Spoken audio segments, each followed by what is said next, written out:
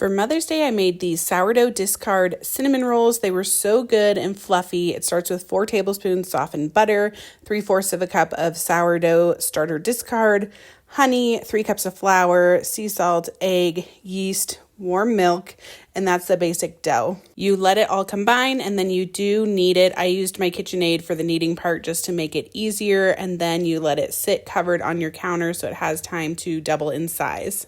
Once it was doubled in size, then I rolled it out into a square or rectangle as much as I could get it into the rectangular shape. For the filling, I did veer from the recipe for a little bit. So instead of brown sugar, I used coconut sugar, and then it has butter, vanilla extract, cinnamon. It does call for honey. I ran out of honey from putting it into the dough, so I used some of the date caramel that I had made last week. There is another video on my feed with how to make the date caramel. Then I got to rolling the dough with the filling inside. This did say it would make 12 cinnamon rolls. I guess I cut them a little too big, so I only got 9 out of them. What I liked about this recipe is that after I cut them, you just put them right in the fridge overnight, and then you bake them the next day. So these are pretty easy to make ahead of time, and then you saran wrap over them.